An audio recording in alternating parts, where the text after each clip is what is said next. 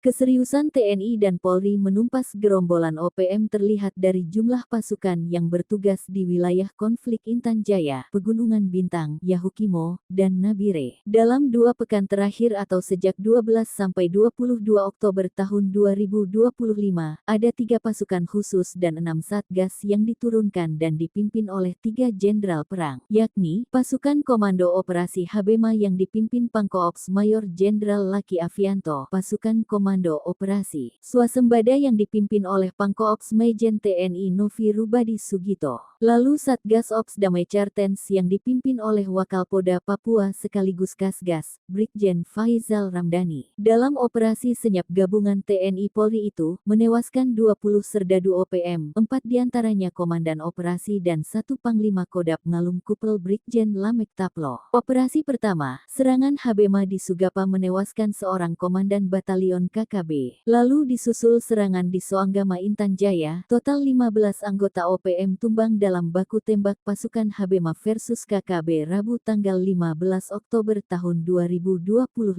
Tetapi, serangan terhadap 15 anggota OPM dan perebutan markas OPM Soanggama ini dibalas dengan serangan terhadap Posi TN, tercatat menewaskan 5 prajurit TNI, 3 warga sipil, dan 5 anggota polisi mengalami luka. Lalu ada 3 warga mengalami luka. Dalam serangan 1 pekan sejak penumpasan 14 anggota OPM di Intan Jaya. Melihat ulah OPM yang membabi buta, TNI memberikan syok terapi dengan menembak 4 komandan operasi di Intan Jaya dan 1 panglima di Dikiwirok Pegunungan Bintang Brigjen Lamek Taplo pada Minggu tanggal 19 Oktober kemarin. Kematian Lamek Taplo merupakan pukulan telak bagi OPM. Hal ini diungkapkan Pangkoops Swasembada Majen TNI Novi Rubadi Sugito melalui Asisten Intelijen Teritorial Koops Swasembada Papua Letkol M. Renaldi. Sementara itu, berdasarkan data, total ada 3.000 satgas dan pasukan TNI yang tersebar. Tercatat ada 9 pasukan kesatuan dan satgas yang berperan aktif menumpas OPM tercatat ada, yakni diantaranya, Satuan Tugas Yonif 751, Vira Jaya Sakti, Satgas Inteligen, Satgas Pamtas TNI, Satgas Operasi Damai Cartens,